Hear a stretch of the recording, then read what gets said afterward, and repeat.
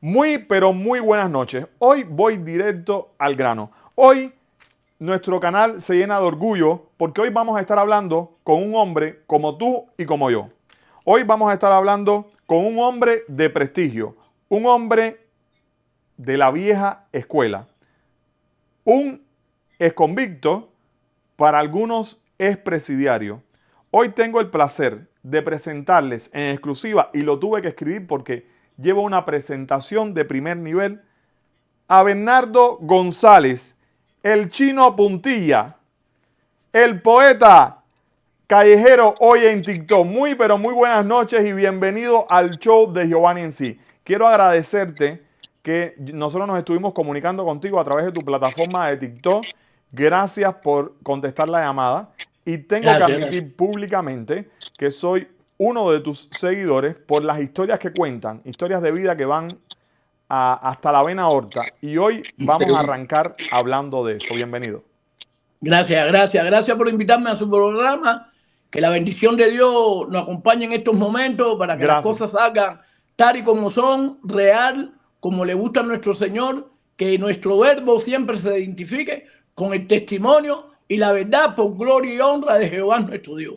Asimismo, un testimonio de vida de un hombre de poder, un hombre que marcó una generación de la vieja escuela, un hombre que sobrevivió a todos esos avatares. Pero yo quiero hoy ir en el tiempo y para conocerte, para entenderte, aquí no vinimos a juzgar a nadie, aquí quiero comentarios positivos, quiero que te identifiques y quiero que me digas por qué situación estás pasando. Aquí no, nadie necesita, porque para eso está Dios. Lo que queremos es contarte esta historia, porque si tú estás en una Claro. situación igual, si tú estás pasando por una situación difícil, ya sea en Cuba o en cualquier parte del mundo, tú puedas verte reflejado en este testimonio y tú puedas salirte de los malos pasos. Pero bueno, para hablar de el Bernardo González, todavía no tenía apodo, nació en el seno de una familia. ¿Cómo era tu familia? ¿Cómo era tu mamá? Bueno,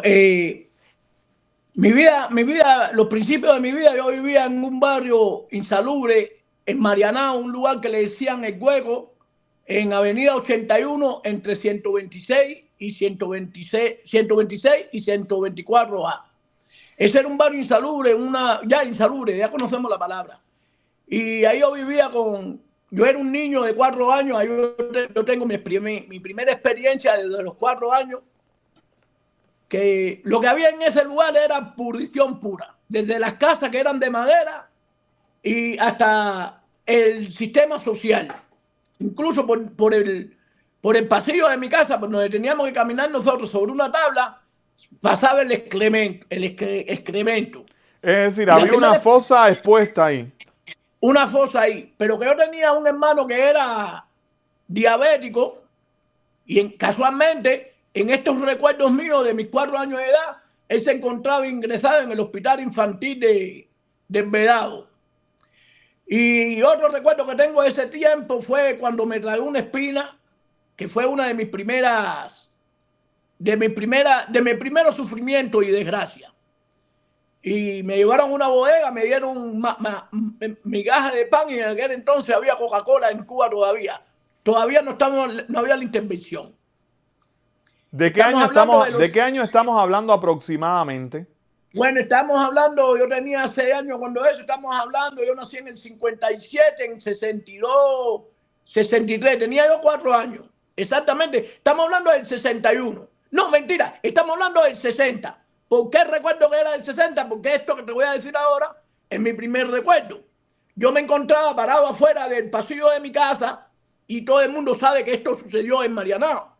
Y pasó una avioneta echando candela que parece que los comunistas la habían tumbado y la camioneta, la avioneta descendía echando humo. Y yo que no sabía hablar, era un niño, digo, abón, abón. Y todo el mundo estaba corriendo, los carros se metían para acá como si fuera que iban a chocar, frena, la gente se bajaba y se mandaba a correr. Y era después con el paso de los años, me entero por mediación de la historia que hacen en la escuela y yo correlaciono mi recuerdo y digo, entonces eso fue lo que sucedió en Colombia, en Marianao. Claro, el suceso de Colombia. Pero hablando ya de eso, ya sabemos que un barrio insalubre, donde ya cuesta trabajo llegar a la puerta de tu casa, hay que literalmente caminar sobre la mierda, valga la redundancia y la vulgaridad. Así mismo, sí. Eh, y no debe haber sido una infancia de jugar con juguetes, una infancia de ir al parque con mamá y papá a ver el atardecer. Debe haber sido Bueno, mira, una tarde de lucha, ¿no? no, te voy a hablar con honestidad. En ese tiempo, como ya dije, no había intervención todavía en Cuba. Estamos en la intervención en el año 69, que es cuando el gobierno decide dar la última cena, la gran cena, se llamó la gran cena, las últimas navidades que se celebraron en Cuba. Y en el año entrante, en el año 70, ya los niños que habían nacido en el año 57 no cogían juguetes, que iban a cumplir 12 años. ¿Ven? Ya en el 69 ya empezó la etapa POMO. En ese tiempo, como te estaba diciendo, mi hermano estaba ingresado en el hospital infantil y mi mamá, como era de la cumbanchita del vedado de la jueguita y eso detrás de Barba, mi mamá, como sabe de esas cosas, le escribe a Fidel. Mi papá le dice, no está escribiéndole a esa gente, que esa gente no va a resolver nada, pero fue todo lo contrario. Mi mamá le escribió y recibió la respuesta. Ya yo iba a cumplir ya exactamente 7 años, o ya lo había cumplido. Y nos dieron una casa en el Palmar, en la altura del Palmar, que era la casa donde vivían, que según se dice, en mi casa vivían los padres de Antonio Núñez Jiménez. Wow. Es lo que se decía. Incluso en una de las esquinas de mi casa vivía un capitán del ejército de Batista que era muy bueno, por eso no lo fusilaron ni lo metieron preso ni nada por el estilo. Y nos dieron una casa muy linda, con 2 cuartos, patio, terraza, garaje, una casa linda de una gente de dinero en el tiempo anterior. Ahí vivimos y ahí es donde empieza la odisea de mis sufrimientos. A ver, ¿por qué la odisea de tu sufrimiento? Sales de esa casa en condiciones pésimas y te resuelven a través de una carta que le escribe. Era muy de moda, Fidel y su equipo contestaba mucho y daba casa y resolvía problemas. Era la moda del momento, era la manera de demostrar la dictadura que sí, que era una cosa positiva. Y más cuando lo hacían en un barrio de 100 familias con problemas, le daban la solución a una familia y eso tenía una repercusión enorme. Entonces, cuando te mudas ahí, ¿por qué empieza tu calvario? ¿Por qué empieza tu problema? Mira, ese sistema que utilizó la revolución, te lo digo porque yo la viví, y después el conocimiento exacto de la verdad me lleva a mí a analizar y pensar en esas cosas. Esa actitud del gobierno era el anzuelo que llevaba la carnada para pescar comunistas. Exacto. ¿Ve? Por eso la generación que hoy tiene 70 y 80 años es tan fanática a ese gobierno porque creen que están agradecidos del principio. Usted se sabe sienten que vino en deuda de esa etapa. En deuda de esa etapa. Usted sabe que vino la alfabetización a los delincuentes. Puedo mencionarte delincuentes que fueron tenientes de la policía. Ahí vamos a tener a ese tiempo delincuentes conocidos en Marianao, Iván el Terrible, Orejita, Enrique la Sombra, el Pollero, el Chécole. Estos son policías que yo hasta luché con ellos, contra ellos, en el sentido que hasta Enrique la Sombra, en un plan de Agua, cuando yo tenía 17 años, le metí tremenda perra galleta. Pero no vamos a irnos hasta allá, vamos a darlo por paso. A ver, tú lo que me estás queriendo decir es que, según tu experiencia vivida, la revolución recluta delincuentes porque, claro, son gente de respeto, gente de honor que puede controlar a las masas. Entonces ellos lo alfabetizan, le dan un cursillo de policía y les ponen uniforme a los delincuentes, no solo de Marianao, sino de todos los barrios. De todos los barrios, tienes razón. Verdad que me fui un poquito, pero yo enfoqué así para que tú veas la relación de delincuencia que habían con esos policías en relación con la sociedad. Usted ve, entonces, bueno, estamos viviendo en el Palmar.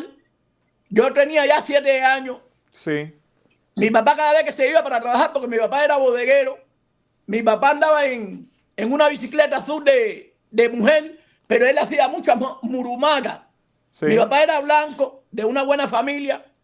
Mi A ver, abuelo era viejito. vamos a hablar geográficamente porque mi papá es negro, mi mamá es blanca. Eso es muy común en Cuba. En tu caso era Sí, tu mamá negra, tu papá blanco. blanco. Pero que mi papá era de una familia aristocrática, porque mi abuelo era mambí.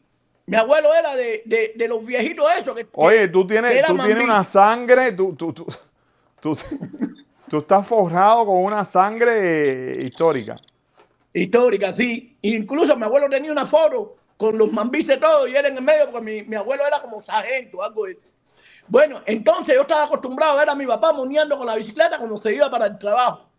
Yo venía de la escuela aproximadamente sobre la 1:00 y pico, y él más o menos sobre esa hora salía en su bicicleta, hacía monería para que nosotros lo viéramos y le cayéramos atrás. Esta es una parte triste de mi vida. Un día vengo yo de la escuela y yo veo que mi papá baja la bicicleta de la escalera, por supuesto, se monta y sale, que parecía que iba a apagar un fuego. Y yo le empiezo a gritar, papi, papi, papi, y le empiezo a caer atrás, papi, y mi papá no fue capaz de mirar para atrás. Dobló la esquina y ojo que te vieron partir, jamás te vieron volver. Yo viré llorando, eso es duro para que lo sepas. Yo viré llorando y me senté en la escalera a llorar porque yo sigo muy receptor. Esa actitud, esa acción que estaba ocurriendo, como yo era un niño no la entendía, pero sabía que algo malo estaba sucediendo. ¿Qué era lo Cuando malo? Ya sí podemos analizar, pero vamos a hacer una pausa porque es muy fuerte lo que estás contando y vamos a retomar con qué suceso hace que tu papá salga de la casa. Ya volvemos, quédate, porque seguimos hablando con el poeta de TikTok.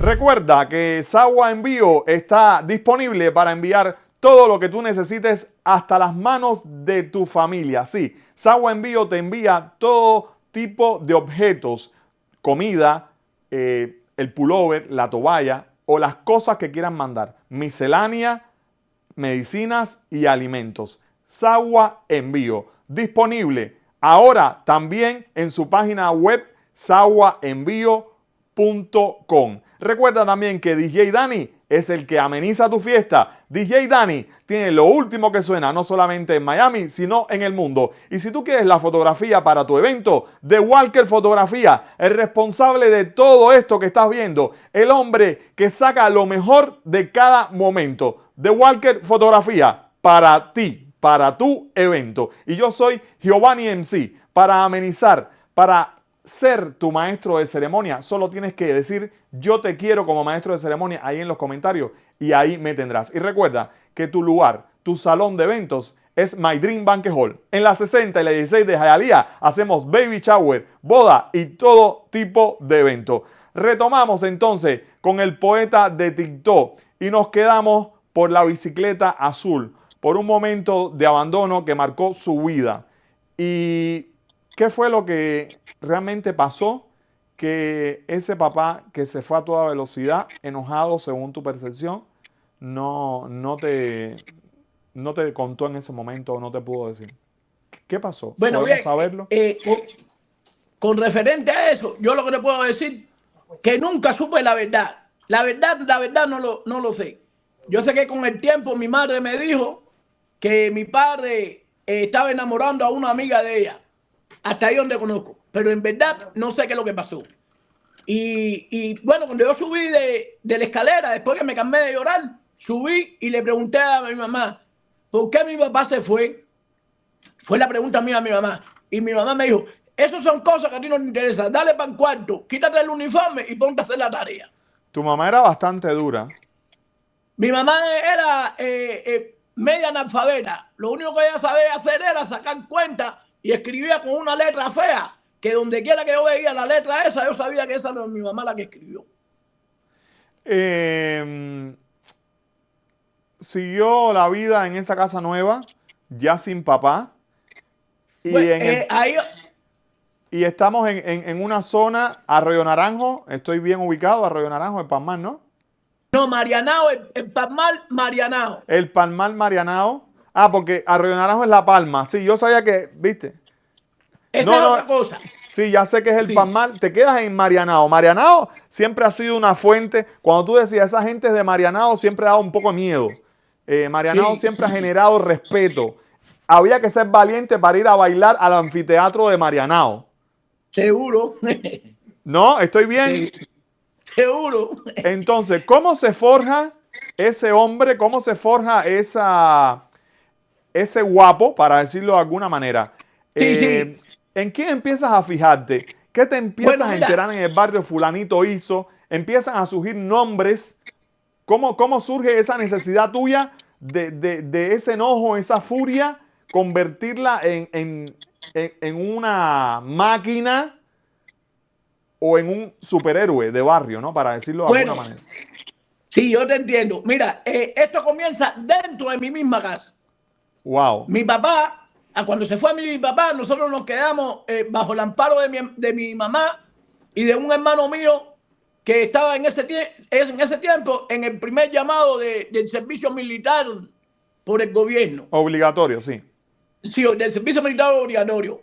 Y entonces nosotros nos quedamos bajo el amparo de mi mamá. Vamos a decir que ya yo tengo a punto de cumplir 8 años. Y entonces mi mamá, como persona bruta al fin, o analfabeta, no bruta, lo que nos enseñó fue a vivir prácticamente en las calles. Ella decía que el hombre era para la calle y las mujeres eran para la casa. Que las mujeres tenían que saber fregar, limpiar y cocinar, pero los hombres eran para la calle. Quiero hacer ¿Ve? una pausa. Estamos hablando no solamente de Cuba, estamos hablando de una generación machista que sigue predominando hoy en la sociedad cubana, por desgracia, pero que en aquella época una mujer que sabe Dios las razones de la vida que no le permitieron estudiar, que a lo mejor se casó joven, o a lo mejor tenía una mamá que pensaba lo mismo, que las mujeres eran para la cocina y no para otra parte. Entonces esa mamá tiene un hijo al que tiene que cuidar, que por situaciones de la vida ya prácticamente sola, una mamá que no era, porque tú puedes no tener conocimiento intelectual, pero puedes a lo mejor ser amoroso, por lo que veo tu mamá también tenía un resentimiento que venía lastimándola y eso lo proyectaba, ¿no? Entonces había que ir a la calle, ¿a qué? A limpiar zapatos, a vender duro frío, a vender fruta. ¿Qué se te ocurre hacer en la calle cuando te dicen tienes que buscártela en la calle? Bien, teniendo en cuenta eso, mira qué combinación. Ya dentro ya de mi casa y bajo los consejos de mi mamá, yo empecé a visitar la esquina de mi casa. Yo no me iba para ningún lado. Y ahí en las esquinas, siendo niño, había muchachos que tenían una situación similar a la de nosotros. Habían otros que tenían un porcentaje de vida diferente. Nosotros éramos 12 hermanos, pero vivíamos 8 con mi mamá. Y todos éramos menores de 15 años. Concho, tu mamá sí que la pasó bien, 2 hermanos. Tengo que preguntar dónde estaban los otros 4. Eso no lo puedo dejar de preguntar. Ya los 4, el varón estaba para el servicio, la hembra estaba para su casa, ya tenía casa, una vivía con su papá y la otra era una loca, andaba por ahí. Ok. Es Bien, decir, y una entonces, familia, por lo que yo tengo entendido y con el respeto que tú te mereces, todo yo lo digo no desde sé, el no hay respeto, problema. una familia a lo que hoy llamamos disfuncional, una Disfuncional. familia multifamiliar, porque había otro papá, habían medios hermanos, lo que llaman algunos Sí, hermanastros. sí, ¿Cómo sí. era la convivencia con 8 hermanos en 2 cuartos? Ahí se peleaba uno por la camisa, por el pantalón, por el espacio, por ir No, a bañarse o por no. todo, por todo, por todo. Había una Por guerra todo. y tú vivías, de cierta manera, ya tú eras preso de tu situación social. No, hay un término ahí que viene que el primer calabozo que yo visité fue en mi misma casa. Oh my God, qué fuerte. ¿Por qué? Porque cuando mi hermano el mayor Es vino del fuerte. servicio, Es muy fuerte lo que cuando, me cuenta. Es un testimonio que a mí me toca. cuando mi Me hermano el toca mayor vino mi hermano el mucho. mayor vino del servicio, él o salía de pase, él nos castigaba. Entonces mi mamá estaba en eso, después de que se fue mi papá, de querer hacerse santo. Y entonces en el garaje del carro, ahí se preparó un cuarto que nada más tenía una sola salida y una sola ventana. Y ahí habían chivos, carneros, animales. Y mi hermano, cuando se enteraba que nosotros nos habíamos portado mal, que andábamos y nos desaparecíamos los días Se iban la a casa, dormir con los animales. nos metía a dormir ahí con los animales. ¿Ves? Ese era el encierro de nosotros. Entonces, Eso mi hermano lógicamente, eso en un niño va creando una furia porque si las personas que te tienen que proteger, las personas que te tienen que cuidar, que te tienen que instruir, que te tienen que mimar de cierta manera, te incitan a esa violencia, tú no puedes dar al mundo otra cosa que no sea violencia. eso. Entonces, ese era el castigo de él. Entonces, cuando no había agua, yo, con 9 años, yo tenía que coger 2 latas de aceite de 5 galones cada una, llenarla de agua y caminar más o menos 5 o 6 cuadras para llenar un tanque de 55 galones. Eso era otra cosa que yo sufría. Más mi hermano empieza a relacionarse con el mal ambiente de la calle, con el ambiente de la calle. Yo siempre digo en la serie que volá. Y entonces daba rumba en mi casa, daba rumba en mi casa y traía a esa gente a la casa y esa gente no miraban que había niños y se ponían a hablar de que si la marihuana, que si fulanito le contó la cara a fulano, que si, y empezaban a mencionar personajes. Y entonces yo oigo hablar mucho de unos jimaguas que son muy famosos, que están en Miami. Uno murió, que con el tiempo me hice amigo de ellos, que le decían los cucos. Y yo me empecé a identificar con los cucos. Esos fueron los referentes de honor como caballero, como los caballeros, porque los guapos Sí. en Cuba se generaron como un nivel, ¿no? De, mira, fulano cortó a 3 gente, tiene 2 muertos, ese es el más top, me imagino, ¿no? Ajá, sí, pero que anteriormente había, en los años anteriores, que yo no viví o que no tenía lucidez, había ¿cómo se puede decir? Una actitud totalmente diferente en este sentido. Porque incluso tú veías a fulano al lado tuyo y fulano era vacuado y tú no lo sabías. Es decir, ¿Ves? que yo no estoy metiendo el dedo ni empujando a nadie. Yo te doy mi punto de vista por lo que tú me estás diciendo. Tú No me ya tienes ayuda. conocimiento de los años 60 para arriba, ya estamos hablando de las últimas comidas. ¿Tú crees que la revolución exacerbó o alimentó esa necesidad de ser guapo, de ser alguien en la calle, en las esquinas? Bueno, la revolución no instaba a las personas que hicieran eso. Es a lo contrario, pero las leyes y la represión tiránica que había sí llevaban a las personas y las necesidades sí llevaban a las personas a llevar un sistema de vida que era lo que yo creía. Pero ¿quién era esta gente? La gente de la calle, los ambientosos, la gente de los Pocitos, la gente de las Yaguas, la gente de Cocosolo, de barrio, ¿cómo se puede decir? Marginales, olvidados, donde el agua, nadie se preocupaba porque el agua llegara a la casa, por arreglar una fosa, por arreglar un techo, por pintar una esquina, por asfaltar una calle. No había nada. Ajá. En ese tiempo, los Pocitos de Marianao, que era el lugar más peligroso, uno de los lugares más peligrosos que tenía Marianao, las calles eran de ¿cómo le dicen eso? Que es blanco. De granillo, de cal. No, de piedra. Los Pocitos eran de piedra y la policía no pasaba para allá. ¿Quién iba para allá? El policía que era delincuente, que se conocía eso y sabía por dónde entrar, que era Enrique La Sombra, Orejita, el pollero, esta gente. No, pero además, esos policías, si tú transabas con ellos, como ha pasado siempre, no te tocaban, me imagino. Bueno, había un pago al policía. Había un toque al policía para que no me tocara. Bueno, hablándote con sinceridad, si lo había, yo no lo veía porque no tenía vista para eso. Eras muy niño, claro.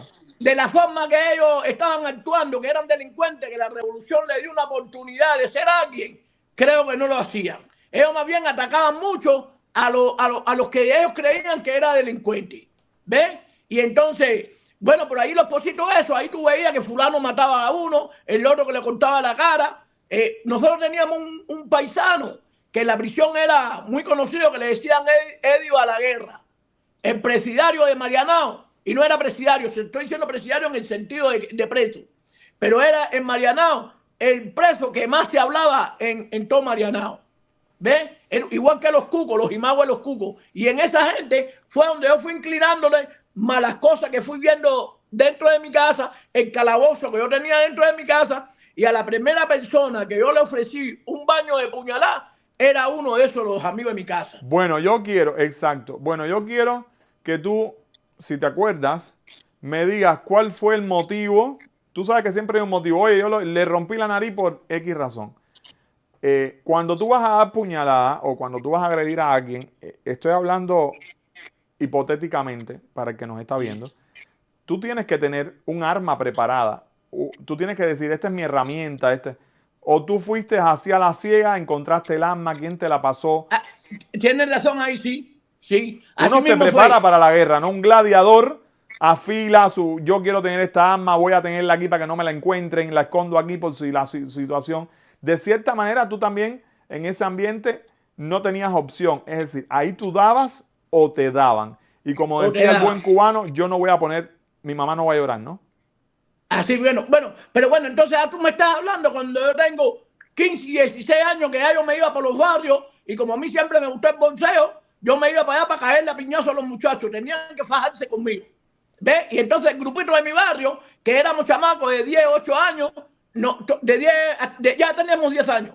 10 años nos íbamos por los barrios y así yo me fui dando a conocer en Marianao. Bueno, está bien. Tú ibas creando una personalidad, ibas golpeando unos cuantos y eso iba creándote reputación. Es decir, como Mortal Kombat, cabrero, no se asombre que su hijo juega videojuegos y por eso no se va a la calle a dar golpes, porque su hijo tiene un videojuego donde él da golpe con el mando. Era más o menos lo mismo, claro, pero era vida real. Sí. Por eso tú dices, está en peligro de extinción, de cierta manera, ese tipo de hombre. Pero bueno, ¿cuándo fue esa primera situación? ¿Qué fue el motivo que te incitó a dar una lluvia de puñalada? Tiene que haber una razón que a ti te sacara de... Ahí vamos, bueno, vamos a ir al primero ese. Pero vamos a ir primero, vamos a ir a ese, pero déjame hacer este señalamiento. Okay. En mi casa hay un hombre que es de la familia de la casa. Yo tenía 10 años y él jugaba muchas veces con mis hermanas y a mí no me gustaba eso. Y yo le dije, si vuelves a tocar un día a una de mis hermanas, te voy a entrar a puñalar. Y él fue y se lo dijo a mi mamá. Y mi mamá, en vez de entender lo que estaba pasando, porque yo sin querer estaba diciendo lo que estaba pasando, mi mamá lo que me entró a golpe. Porque mi mamá me daba con un cable. Y yo le cogí el cable a mi mamá y la miraba sin llorar. Pero no lloraba, men. Y entonces ya después sí viene el paso. Acuérdate de este personaje, que no se nos olvide nunca este personaje. A este personaje vamos a decirle Tata Cañengue. Tata Cañengue. Okay, Tata sí, es un negro alto, bien parecido, pero era un descarado. Eso era un tocador de muchachos y esas cosas. Era un pedófilo en el lenguaje de hoy. Se aprovechaba. En el lenguaje, un pedófilo en el lenguaje de hoy. Y entonces ya vamos a decir que yo estoy en las calles, que yo tengo 16 años. Pero ya tú no eres un niño, ya tú no eres un niño de 10 años que tu mamá te va a dar con un cable. No, al contrario, ahí mi mamá se dio cuenta, ya cuando yo tenía más o menos esa edad, mi mamá se da cuenta de que yo era un muchacho de buenos sentimientos y que yo quería a mi familia y que yo defendía a mi familia. Porque además lo demostraste. Lo demostré. Entonces eso lo que hizo mi mamá fue hacerse amigo mío. Fuimos amigos. Ella me decía dónde guardaba el dinero y todo porque se dio cuenta que yo no era ladrón. Incluso un hermano mío una vez robó en la escuela y me echaron la culpa a mí y me vinieron a buscar a mí. Y mi mamá dijo, mi hijo el chino no roba. Y mi mamá cogió a mis hermanos y le dijo a uno de mis hermanos, fuiste tú, así que vete para la estación de policía para que suelten al chino. El chino no roba. El chino lo que es el lío del boxeo y meterle piñazo a la gente y eso. Bueno, y ahí me desarrollé. Y este mismo hermano mío que se llama Miguel, que en paz descanse, en una ocasión, la segunda vez que los Bambán tocaron en el anfiteatro de Marianao. Yo empecé esta entrevista diciendo, había que ser valiente para entrar al anfiteatro de Marianao. Pero tú tenías que ser el chino para bailar con los Bambán en el anfiteatro de Marianao. No, y bailar en la plataforma ahí adelante de todo el mundo en el coro. Y en Tropicana igual, porque yo hice cosas en Tropicana, no en el cabaret, en el Salón Mambí. Ve, en el Náutico. Que ya el nombre, ya el nombre, Salón Mambí de Tropicana, imagínense. Pero vamos a seguir con el cuento, no nos vamos a ir para allá. Yo te pido por favor que me sigas la línea de que ya tu mamá te respeta, se hace amiga tuya. Y entonces se da esta situación porque yo sé que tú lo estás explicando, pero yo quiero saber cuál es el punto y te vuelvo a repetir la pregunta. ¿Qué hace? Que ya hay un precedente. El hombre es un pedófilo, un abusador. Ya te habían arañado varias veces injustamente porque tu mamá no comprendía lo que pasaba y se da una situación en tu propia casa. No, esta de la violencia, ya sí, esto fue lo que sucedió con el Tata Cañengui, pero ahora lo vamos a dejar ahí en reposo.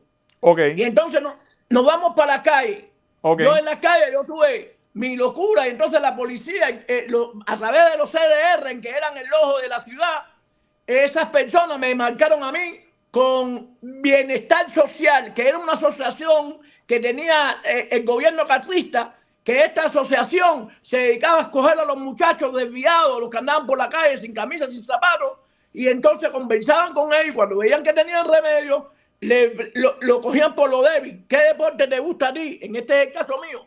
No, a mí me gusta el boxeo. Y me llevaron al gimnasio Poland de Marianao, me inscribieron allí y allí fui aceptado. En ese tiempo yo me relacionaba mucho con Jojito Hernández, que era el más grande boxeador, o uno de los más grandes boxeadores Que ha dado la historia de Cuba y es de Marianao él, ¿verdad? de Marianao de la Lisa. Él es el papá del famoso ese que anda por ahí, que canta reggaetón, que se llama Jorge Junior. Él es el papá de Jorge Junior de los Cuatro. Sí, y ese señor Jorge Hernández, que para descanse, fue el primer medallista de oro en un evento de internacional amateur. Y entonces nosotros íbamos a hacer guante. Guante es como hacer boxeo, pero suave, a Gimnasio de la Lisa, a donde estaba un instructor que era muy famoso y se llamaba Rolando. Bueno, y vamos a hacer una pausa y nos vamos a quedar en el boxeo, porque ya este niño ha sido captado de las calles y ya tenemos una esperanza de la que vamos a estar conversando en minutos. Gracias al poeta de TikTok por aceptar esta entrevista y gracias a ti por quedarte. No te vayas, porque hay muchísimo, pero muchísimo más. Bueno, y continuamos entonces con un hombre de honor, un exconvicto, o también conocido como injusta o justamente como un expresidiario. Hoy puede contar su testimonio, hoy por el camino de Dios, pero no por eso se ciega a su pasado, sino que lo pone para que tú, si estás en condiciones iguales, tomes un buen camino y estés a tiempo de salir de ese mundo que te puede complicar y lo peor de todo, que te puede hacer perder tu libertad. El Chino Puntilla continúa conversando con nosotros, el poeta callejero de TikTok. Nos quedamos por la parte del boxeo. Entras al boxeo, estás con uno de los grandes boxeadores y ahí empieza entonces también a generarse ese, ¿cómo es que le decían? Guapo. A desarrollar técnicas que te iban a ayudar muchísimo porque el boxeo para cualquier persona que está en ese ambiente es necesario. Era bueno, era bueno. Y yo llegué a ser buen boxeador, pero no en escala. En la escala Amateur, mínima. sí, Incluso, en el barrio. mi primera pelea era en el anfiteatro de Marianao. ¿Qué sucedió? Que un mes antes de la pelea, tocan los bambán en el anfiteatro de Marianao. Y cuando vamos rumbo a la casa, mi hermano me dice a mí, yo vengo con el hermano mío, con el diabético, con el que siempre estaba ingresado. Y le dije, oye, camina que vienen detrás de nosotros los paticos feos. Los paticos feos eran una muchacha que vivían en el barrio, que era muy problemática. Patito feo se llama. Y entonces avanzamos, pero mi hermano era un de esos bocón. Era de la calle igual, pero era un bocón. Y un tipo de eso que si tú hacías así, se prendía a correr porque no se fajaba con nadie. Más bien lo que me complicó la vida. Y entonces yo vengo caminando y cuando lo miro ya no estaba al lado mío, estaba por allá atrás. Y atrás de los paticos venían unos muchachos bromeando, cosas de muchachos del barrio, tirándole pelletecitas y se formó un problema grande ahí. Hubo una discusión, un amigo mío se fajó los piñazos con uno de ellos. Yo mandé a mi hermano, otro hermano que tengo yo, y le dije, corre a la casa y tráeme un machete, que le voy a entrar a machetazo a toda esta gente. Porque ya yo tenía eso en la sangre. Ya mi cuerpo estaba pidiendo, o mis manos estaban pidiendo la sangre ajena. Ya Satanás estaba trabajando ya conmigo en lo más profundo. Y Satanás lo que me decía, machete, cuchillo, lo que sea. Y entonces viene la policía, cada cual cogió por su rumbo, y al otro día volvieron a tocar los bambán. Y vamos para el anfiteatro. Cuando yo llego al anfiteatro, uno de estos muchachos, acuérdate que cuando tú vas a tomar una determinación, un trabajo necesario, determinado, la vida te ayuda, o Satanás te impide, o Dios te impide, porque no quiere que tú ejerzas esa Esa actividad. fuerza o hagas eso, sí. Pero ya Satanás estaba trabajando conmigo. Quizá vamos a decirlo así, no, y no es lo correcto, pero vamos a decirlo así. Quizás Jehová no se había fijado, o quizás se fijó y dijo, hace falta que este pase este camino, porque a él yo lo voy a sacar de ahí, es ley que le va a predicar a esta gente.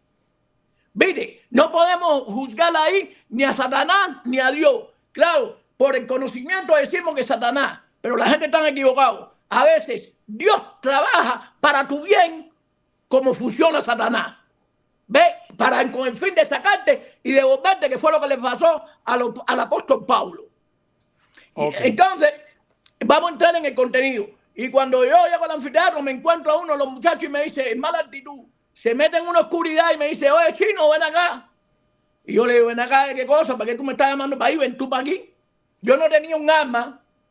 Y el tipo viene para arriba de mí, pero viene con tremenda actitud y me dice, oye, problema con fulano y mengano, que hoy en la actualidad son amigos míos. Es problema conmigo. Dile, ¿qué tú dices? Y tú te quieres buscar problemas conmigo. Y ya yo tenía ya el cuerpo, el odio, la maldad, el rencor, ya estaba funcionando. Ya sí sé que estaba funcionando en mí. Me viré de espalda, le di la espalda y me cogió por aquí y lo cojo y le meto un bofetón.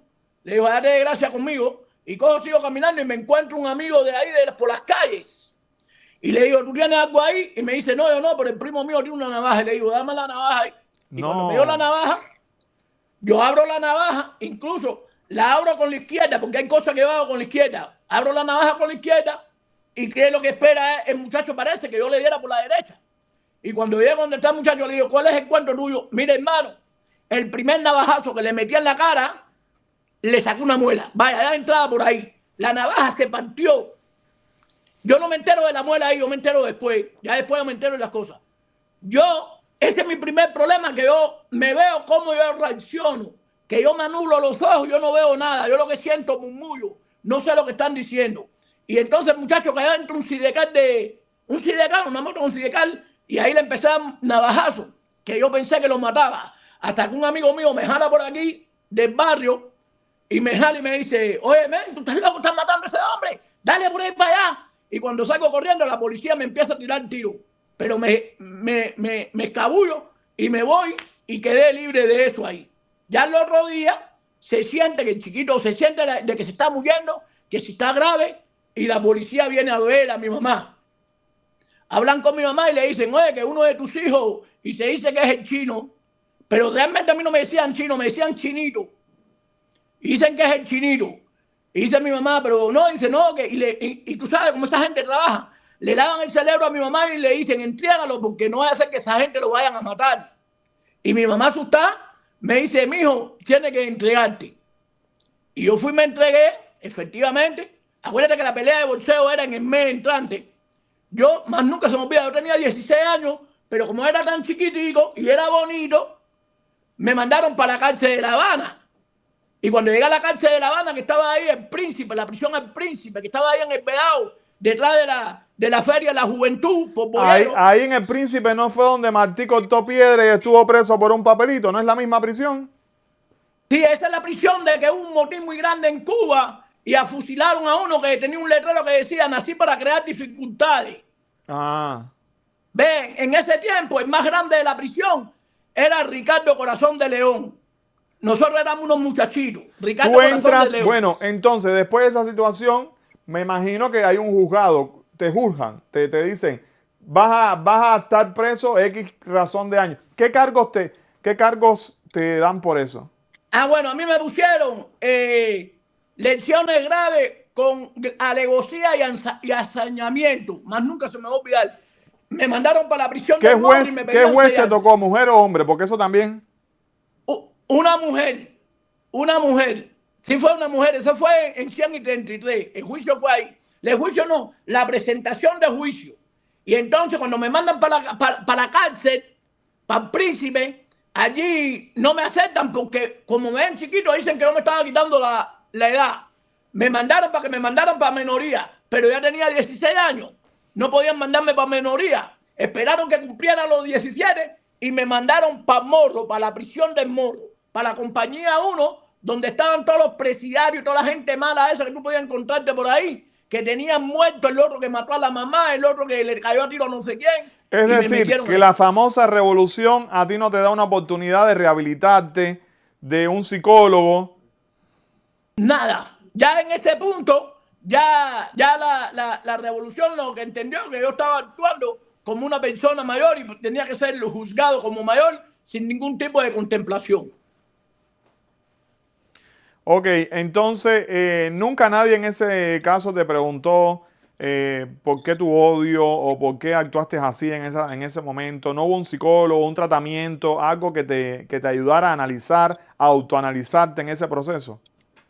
No, eso era, nadie me preguntó ni nada, nada fue desarrollo de mi vida, que esa era mi línea. ¿Tú te acuerdas que fuera de cámara yo hablé contigo, que yo te hablé de la rubia?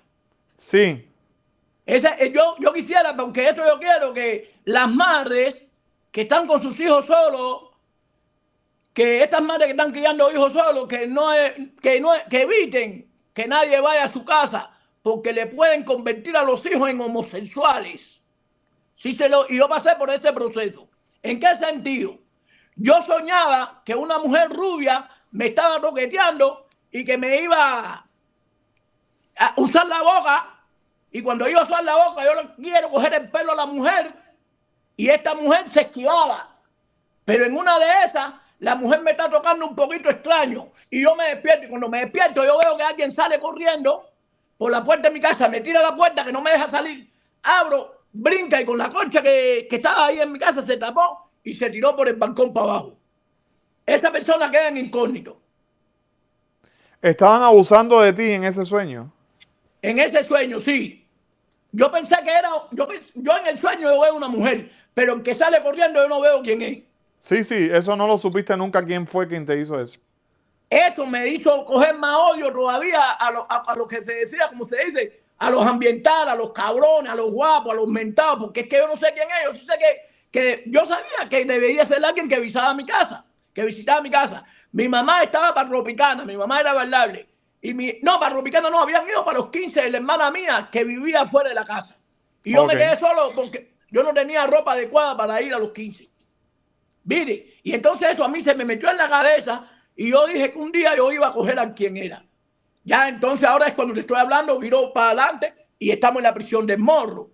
Allí en la prisión del Morro, papo, allí un joven entrar en la prisión del Morro tenía que estar bien derechito porque te violaban y abusaban de ti. Y una de las cosas esas es la corrección. Tú mantener tu corrección de hombre y tú no meterte en nada, no aceptarle nada de comer a las personas, no usar chancletica, no andar en short, no andar ¿Cómo sin te dan camisa. cómo te dan esa clase? ¿Cómo te dan todas esas instrucciones? ¿Cómo te explican eso?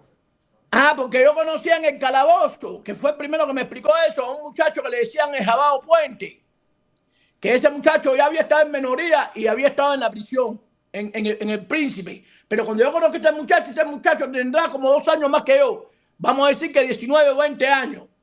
Ya él había pasado por eso y como me conocía del barrio, por las calles por ahí, él, en el calabozo él me da estas instrucciones, me enseña. Incluso me enseña que cuando me fuera a bañar, no me virara de frente para el público, me virara el frente mío sí, pero que no diera la espalda al público. Me enseñó que si se te cae el jabón no te agachas a recoger. Yo pensaba que eso era un mito, lo de jabón, ¿no? No, eso no es mito. Yo no No, podía yo coger el mira, jabón. la gente me conoce, yo soy un poco humorista. Conmigo hubiera acá. En bobo se me hubiera caído jabón. No podía coger el jabón. Carne fresca. Entonces, Dios sabe por qué me hizo mira, artista, pues no. no, es verdad, es así. Incluso cuando yo entré a la prisión del Morro, el Morro, donde está la compañía, parecía como una buchera. Ve, como una buchera, tenía unos cuadrados así, y tú de aquí para allá no veía a nadie. Se veía algo oscuro, pero de allá para acá te veían a ti, y entonces cuando tú entras a la prisión, esto yo pasé por esa experiencia. Allá empezaron a gritar, ¡ay, el delfino blanco, mulatica linda! ¡Ven, mamá, ven para acá, carne fresca! Y yo decía, ¡ay, mamá, ¿dónde me metieron a mí? Y entonces me fueron, me pelaron, ¿ves? Nos dieron instrucción disciplinaria. ¿Te acuerdas de la fecha en la que entraste, que viste que son momentos que marcan en la vida de uno? ¿Qué fecha fue que Sí, entraste al morro? bueno, la fecha por número, no, pero la fecha fue en el año 1974. La fecha del 74. mes 11 tuvo que años ser antes de yo nacer. Sí, eso fue aproximadamente porque mi pelea era antes de abril. ¿Ve? Eso debería haber sido para marzo del año 1974. Y a los 9 meses de estar yo allí, se muere mi papá. Oh my God. Bueno, la sociedad te arrastró, no te dio oportunidad. La única oportunidad linda que tuviste se perdió porque ¿qué muchacho no quería ir a bailar con los Bambán? ¿Qué muchacho Ajá. de Marianao no quería ir a... Bambán era como decir los Beatles de ese momento de Cuba. Bueno, sí, eran los Beatles cubanos, no en el ritmo, sino en En el la explote popularidad, social. en la fama, en el impacto. Y además, Bambán también arrastraba ese tipo de público. El guapo, Bambán se forjó para ese tipo, para esa sociedad popular, ¿no? Popular, que Claro. era... No, no, cuando tú decías que tú eras bambanero, tú prácticamente estás diciendo que tú eres un pícaro de la calle. ¿Ves? Y entonces, también que los Bambán fue la primera orquesta que en La Habana, en Marianao, porque muchos de los que tenían que ver con la agrupación eran de Marianao, como Pupi. Pupi, que después sacó otra orquesta. Pupi. Y entonces, esa orquesta, todo el mundo siempre decía que era de Marianao. ¿Ves? Y sí es verdad, porque Juan Formel en ese tiempo vivía en Marianao. Casi toda esa gente eran de Marianao. Y entonces era la orquesta de nosotros los marianenses. Y sí explotó con tremendo... Imagínate, papo, que fue la única orquesta de Marianao, prácticamente, de Marianao, que de Marianao explotó a paz de la revolución. Pero bueno, estamos hablando que explotó por el año 74 aproximadamente, por ahí. Sí. ¿Ves? Y ahí, entonces, ya yo fui para la prisión esa, y esa prisión ya era cosas mayores, vamos. Bueno, Y ahí entonces, en la prisión, cuando tú llegas a la prisión, ¿qué nombres empiezan a resonar? ¿Qué anécdotas? ¿Qué personajes empiezan a sonarte en el murmullo de los pasillos? bueno, el que más hablaba era primeramente así como una persona de conducta, una persona de moral, una persona que decía, no hay problema y no podía haber problema, porque estaban parados por todo lo demás presos. Y entonces la gente sabía que fresquearse con este hombre, que es Ricardo Corazón de León, es el que más hablaba en esos tiempos en la prisión. Ricardo Corazón de León. ¿Qué virtudes tenía el famoso Ricardo Corazón de León? Estamos comparándolo con el Corazón de León de la película, ¿no? No, al contrario, estamos hablando de una persona demasiado correcta, no agresivo, una persona que hablaba pausado, tenía un léxico, lenguaje, una expresión. un léxico, sí, entonces no estaba reconocido como una persona de fajarse, de que están contando caras. Creo, por los rumores, yo no puedo decirle porque yo no le estreché la mano, ni sé por qué estaba preso, pero se corría la bola que él había estado preso porque le contó la cara a una mujer. Yo no puedo dar luz de esto. Tú no puedes dar un testimonio que tú no tienes fe de ellos, entiendo. Ajá. Pero los rumores de prisión son rumores de prisión, corren, se oyen y se desarrollan.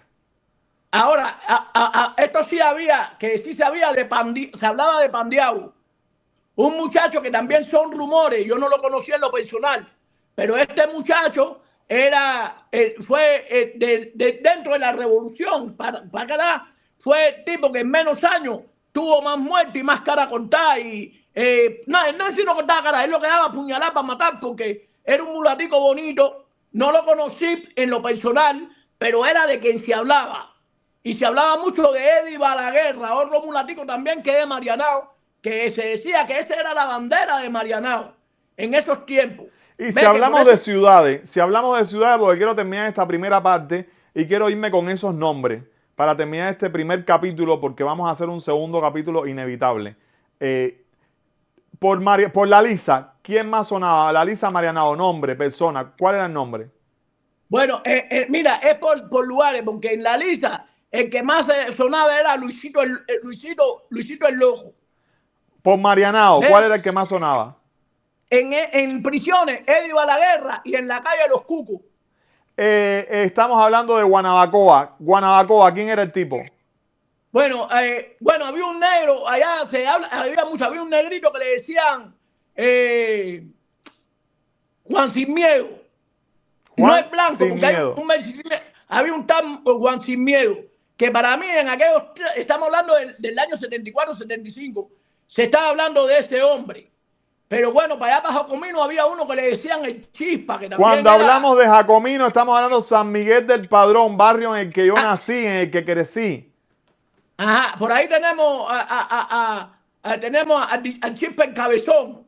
¿Ves? El Chispa, a mí me suena. El Chispa vivía, ¿Sí? yo creo que ahí mismo por Jacomino, subiendo a la calzada ay, ¿cómo es que se llama? La calzada de Luyano. No la de Luyano, sino la calzada de San Miguel. Él vivía en la lomita, por la calzada de San Miguel, puede ser. ¿Te sonaba el Solar del Vistén en esa época? Solar del Por Vistén. ahí, por ahí vivía una señora que le decían la Chinona. Y la mamá de él le decían la Silvana, que era muy conocida. Una mujer, la Silvana, que era de las mujeres en La Habana, una de las más conocidas. Ella, y había una mujer que le decían Olga. No sé si usted oyó de la canción que dice, pican o no pican los tamalitos que hace Olga. Que esa era la mujer porque fue a la radio, no ella. Su nombre fue a la radio y se conocía en La Habana entera. Y la gente no sabía que esa canción era dedicada exactamente a una mujer. Óyeme, Pero, y una cosita. ¿Qué tú me dices de la gente de Habana del Este? La gente de Batabanó, de provincia Habana, de Pinar del Río. ¿Cuáles eran los nombres que sonaban? bueno, mira, es que eran muchos, papo. Mira, estaba Laureano, ese es uno de los tipos de La Habana, pero para allá para en Muerte Calabazar, el que más sonaba. Laureano, que la gente le dice, Laureano el asesino. Este es un personaje que tuvo una vida algo incómoda, en minoría, pero creció, se espabiló y tuvo como 4 muertos y no se sabe, tiene barbaridades de hechos. Por ejemplo, hay una anécdota de él, de que en una ocasión aérea varios personajes bravos de la prisión de Pinar del Río, casi todos eran de La Habana, los metieron en un calabozo y por la madrugada el gobierno, que es el que se dice que fue el gobierno porque hasta ahora no es preso suelto, tiró una chaveta para dentro del calabozo y todo el mundo se fajó con la chaveta y se formó el darle que no te vio ahí, que dicen que la sangre corría por el piso. Y Laureano era uno de esa gente que estaba ahí. Qué anécdota. Bueno, y para terminar, yo quiero terminar este primer capítulo preguntándote y quiero que me seas sincero. Dios, ¿tú sentiste la presencia de Dios en ese primer momento de tu vida? ¿Sentiste el Espíritu Santo? ¿Sentiste compasión, la Virgen María? ¿Tu mamá lloró y te mostró compasión en eso que te estaba pasando? Todavía no llegaba a ti nada. Con referente a las deudas, nada sentí yo, ni me interesaba, ni me preocupaba, ni nada. Ahora, mi mamá sí sintió de que yo, por ser tan noble, porque en sí yo era noble de carácter, ¿no? Yo lo que guardaba mi rencor. Y era el hijo que ella más quería, lo sufrió. Pero cuando me fue a ver a la primera visita, me dijo, mijo, como entraste aquí tienes que salir. Mijo, prefiero que te pierdas en años antes de llorar yo que otra madre. Que llore otra madre. Antes de llorar yo. Y yo le dije, mami, olvídate de eso. Que el primero que me joda aquí nada más, ese no va a joder a más nadie. Estamos hablando de un hombre de prestigio. Un hombre de la vieja escuela. Un hombre que nos deja su testimonio contándonos que hay millones de razones por llegar a ese lugar. Y un hombre que nos cuenta con sus palabras que no hay nada más valioso que eso que tú tienes hoy, que es tu libertad. Nos vemos en el próximo capítulo, en la segunda parte, con el chinito, ¿no? Porque en ese momento era el chinito de Puntilla. Hoy, gracias a Dios, es el poeta callejero de TikTok. Espera la segunda parte, que es mucho mejor. Nos vemos en las redes. Gracias, de verdad, por tu testimonio y gracias por aceptar nuestra entrevista, Bernardo González. Gracias.